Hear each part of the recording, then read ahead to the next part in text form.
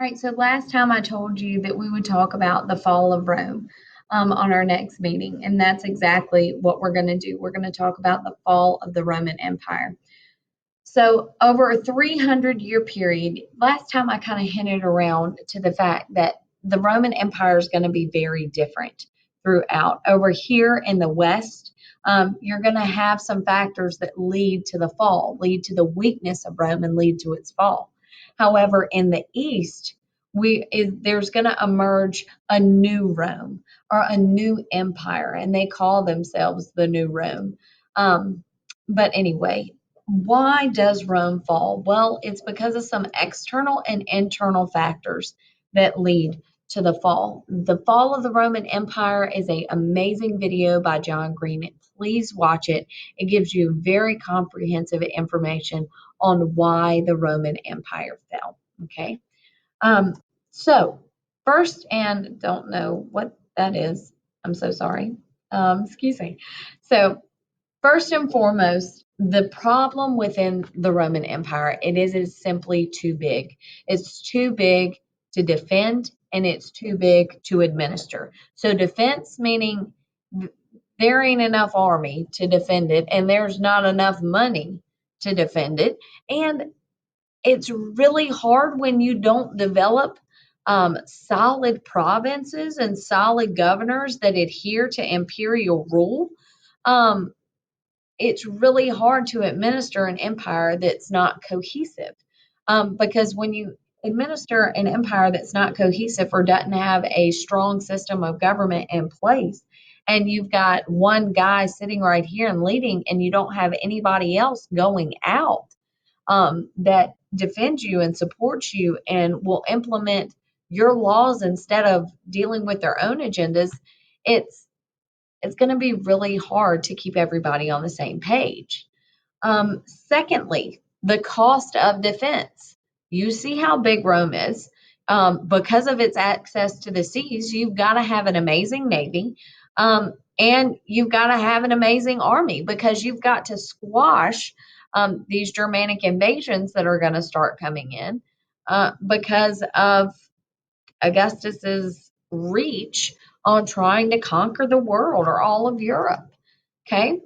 So, because of the cost of defense and because the Romans just began to print money, print money, print money to give to these armies and these officials and these legions, devaluation began to occur again. And when the value of the dollar goes down, the price of goods has to rise. Okay.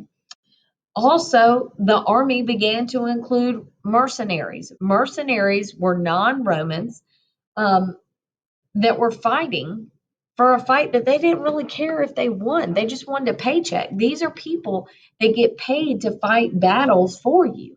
Well, when there's no vested interest, all right, in the person you're fighting for, in the values, or in the empire you're fighting for, you don't care if you win or lose. You're there to get a paycheck, so you surely don't want to die. Okay? Next, you have the decline of the population. Why? Due to diseases. Malaria was a major thing within the Roman Empire that people died of. Also, the Antonian or the Galilean plague, that was a major pandemic that went throughout the Roman Empire that caused a great devaluation or great drop, rather, in their population. Sorry, took me a second to get that out.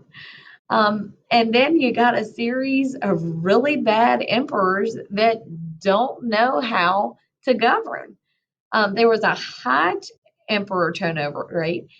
In 50 years, there are 26 generals that become emperor, and only one dies of natural causes. The 25 other ones die due to violent deaths.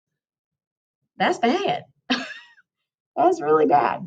All right. And then finally, nail in the coffin or Germanic invasions. Germanic tribes come into Western Europe. Western Europe fails to have an emperor. Um, and these Germanic tribes begin settling all throughout the Roman Empire, causing the destruction of Western Rome. Okay. So, because of the Germanic invasions, Diocletian is actually going to split the empire, but Constantine is going to move the capital from Rome. So this is no longer going to be our headquarters, our trade station. This is no longer going to be the center of the Roman Empire. Over here at Byzantium, later named Constantinople after Constantine, becomes the new capital. All right. So Constantine creates Constantinople. It's away from Germanic invasions. It's away from all the trouble that they're having over here on the left in the west. Diocletian's going to split the empire. So you're still going to have Rome over here as a center within the Western Roman Empire. And then you're going to have Constantinople over here, which is the center in the Eastern Empire. And then Constantinople is going to flourish. However, Western Roman Empire is not going to do so hot. Okay, so Western Roman Empire is going to fall in 476 AD when it fails to have an emperor. There's no person to come in and take over power. So then we just have the collapse of Western Rome, Germanic tribes coming in and settling. That takes us into a dark period for Rome in the West. Okay, but something's going to emerge within Rome that's going to bring about kind of growth in the West. And we'll talk about that this week when we talk about Christianity. Okay?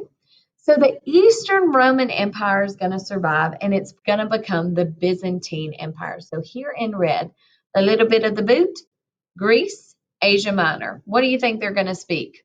Not Latin, but Greek. Okay? New faith in the Roman Empire, Christianity. That's what we're going to be talking about tomorrow and the next day. So I look forward to talking with you about that. I hope you've enjoyed the video lesson. Have a great day, guys. Bye.